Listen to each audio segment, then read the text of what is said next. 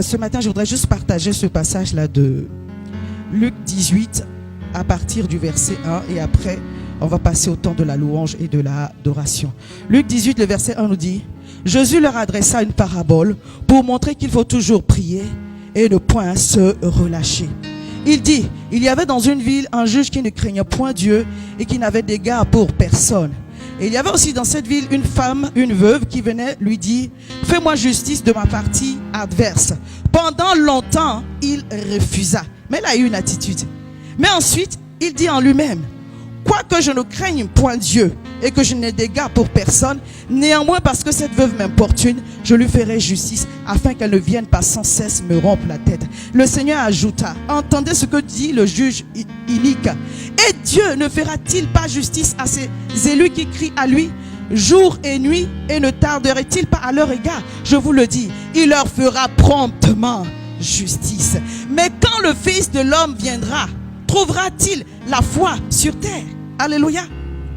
Le Seigneur nous donne une parabole pour nous encourager à prier. La parabole, c'est une image que le Seigneur nous donne pour qu'on puisse bien comprendre. Il prend les choses naturelles pour nous aider à bien comprendre en fait l'idée qu'il veut partager avec nous. Donc il commence par nous dire le but en fait. C'est qu'il faut toujours prier et ne point se relâcher. Mais l'histoire nous montre que ce n'est pas la prière que la femme a faite. Est-ce que quelqu'un me suit? C'est-à-dire que le Seigneur veut nous enseigner la prière, mais il part d'un fait, il part d'une histoire. Elle avait une injustice par rapport à son héritage. Elle allait voir le juge pour qu'il lui fasse justice. Mais la Bible dit pendant longtemps, il a refusé. Waouh! Qui aime attendre ici? Personne. Shalom, shalom, shalom. Qui aime attendre ici? On se parle, non? Vous êtes avec moi? Est-ce que quand vous priez pour un sujet, vous voulez que ça vienne 10 ans après? 15 ans après? Non. Tout de suite. Now. Mais le Seigneur nous donne un exemple qui veut dire pendant longtemps. Il va nous enseigner à prier, mais il nous montre que c'est à partir de nos actions. Si nous apprenons à persévérer dans les actions, nous aurons aussi de la persévérance dans la prière. Et il rajoute: quand le Fils de l'homme viendra, trouvera-t-il la foi? C'est-à-dire que notre foi est liée. C'est-à-dire que la façon dont nous persévérons, nous démontrons à Dieu en réalité si nous avons la foi ou pas. Je ne sais pas si quelqu'un m'entend. Je vais juste exhorter sur la persistance. Persister, c'est persévérer. C'est rester dans un endroit longtemps pour voir un résultat. C'est insister. Or, l'homme a tendance à vouloir voir les résultats de son attente du tic au tac. Mais je voudrais t'exhorter, je voudrais t'encourager ce matin en te disant: c'est la persistance qui donne la victoire. C'est la persévérance qui donne des percées. C'est le fait de rester longtemps alors que les circonstances et les conditions ne sont pas avantageuses dans une chose que le Seigneur vous a demandé de faire, qui vous accordera de voir le bout. Oh, est-ce que je parle à quelqu'un? C'est trop difficile de persévérer. C'est pourquoi le Seigneur nous donne cet exemple. Il dit: cette femme-là, pendant longtemps, on lui a refusé. Elle n'a pas vu la chose comme elle voulait le voir. Mais qu'est-ce qu'elle a fait? Tous les jours, elle partait lui casser la tête. Et le juge a répondu à sa demande. Pas parce qu'elle avait raison forcément, parce qu'on ne dit pas que nous on croit qu'elle avait raison. Mais la raison pour laquelle le juge a répondu, c'est la persistance de cette femme. Je voudrais dire à une personne, je n'enseigne pas, j'exhorte ce matin. Et surtout pour nous les femmes, dès qu'une chose ne nous plaît pas, on arrête de faire la bonne chose. Mais en réalité, toutes les semences que nous faisons répondent à des lois spirituelles. C'est-à-dire que quand on le fasse pour un homme, pour son mari, pour ses enfants, ou même pour le pasteur, en réalité, ce qu'on est en train de faire a un répondant dans le monde spirituel. Chaque fois qu'on arrête de persister dans une bonne chose, on arrête un cycle. On arrête un cycle. On arrête une démarche qui aurait dû avoir un résultat. Je parle à quelqu'un. Bien aimé, combien de cycles que tu as arrêté dans ta vie à cause de l'être humain que tu vois devant toi? À cause des circonstances. Parce que des fois, ce n'est pas l'être humain. À cause des excuses de la vie. Le Seigneur dit, il faut toujours prier. Mais en réalité, si tu ne sais pas persister dans les choses de la vie pour voir leur bout, même quand les conditions, même quand tes émotions ne sont pas en train de t'aider, oh, I'm talking to myself too. Hallelujah.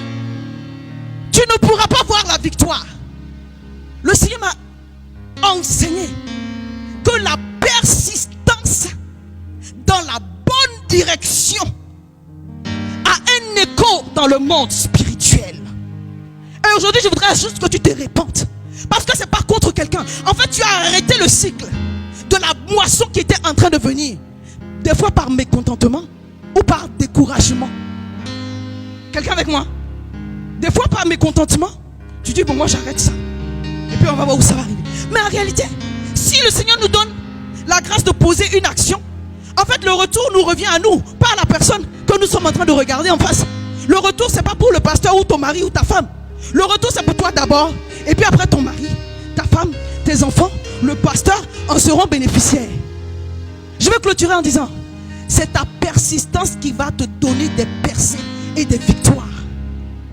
Alléluia. Des fois, tu as prié, mais tu n'as pas prié de la bonne façon. Des fois, tu as prié, mais tu n'as pas eu la bonne attitude. Or, on veut avoir des prières qui ont des résultats pour ne pas être frustré et découragé. Au travers de cet exemple, c'est pas la première fois que nous prenons cet exemple. Hein. Alléluia. Mais aujourd'hui, je voudrais juste dire à quelqu'un. Le Seigneur dit, tu t'es trop arrêté en chemin. Tu as fait des allers et retours. À cause de tes yeux, pardon, arrête ça. Alléluia. Et fais ce que tu as à faire. Si Dieu t'a dit de faire, fais-le. Si Dieu ne t'a pas dit, arrête alors. On est d'accord? Si on est en train de faire la bonne chose, bien aimé, alors persistons. Persévérons. Alléluia. La victoire est au bout. La percée est au bout. Je n'ai jamais vu quelqu'un dans la Bible ne pas persévérer et puis obtenir des résultats. Alléluia. Des fois on fait un peu, on s'arrête. On fait un peu, on s'arrête. Ça suffit, ça suffit. Alléluia. Cette année 2022, l'année dernière on a fait notre devise, on a parlé de maturité spirituelle. Mais la maturité spirituelle elle est d'actualité. Un chrétien doit croître. Un serviteur de Dieu doit continuer à croître. Alléluia. Un fils de Dieu doit continuer à croître. Donc ma prière ce matin, c'est que tu dis, Seigneur, je me répands chaque fois que je n'ai pas persisté dans la bonne direction. Alléluia. Pasteur m'a dit que le dimanche dernier, il vous enseignait encore sur l'arche de Noé.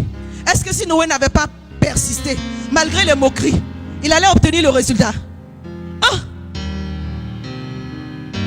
Pourquoi chaque fois que les conditions ne nous sont pas favorables, on se laisse abattre? Parce que si c'est des raisons d'arrêter en chemin, bien aimé, on en aura toujours, mais on va en avoir des plus fortes. On va en avoir des plus colossales. Quelqu'un dit à son voisin, est-ce que tu peux juste te préparer pour persister cette année 2022 dans les voies du Seigneur? Come on, prépare-toi. Prépare-toi. Oh, j'aspire à des résultats. Je veux voir des résultats. Alléluia. Alléluia. C'est le chemin pour voir des résultats. En fait, le cycle c'est quoi? C'est un phénomène qui se répète, mais de façon immuable, dans un temps donné. Donc quand tu arrêtes, c'est comme si tu repars à zéro. Maman, tu repars à zéro.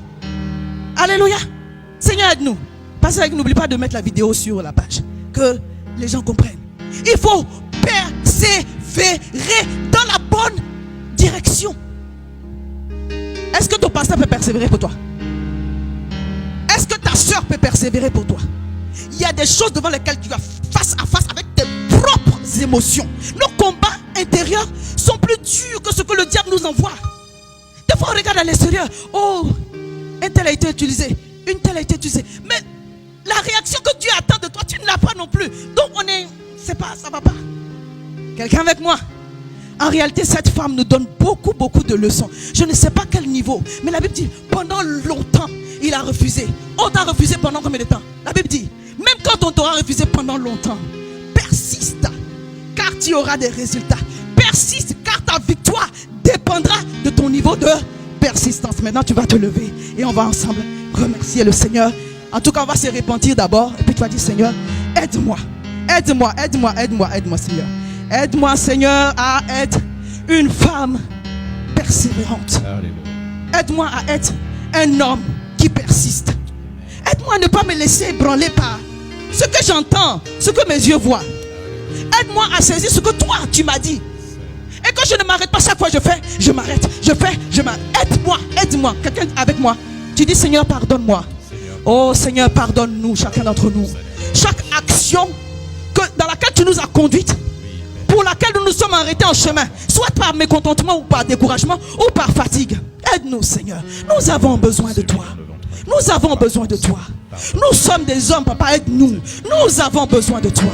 Nous avons besoin de toi. Fortifie la foi de tout un chacun. Fortifie l'encouragement de tout un chacun. Fortifie les efforts. Oh, viens au secours de nos efforts. Viens au secours de notre incrédulité. Viens au secours de nos émotions. Viens au secours de nos sentiments malades. Viens au secours.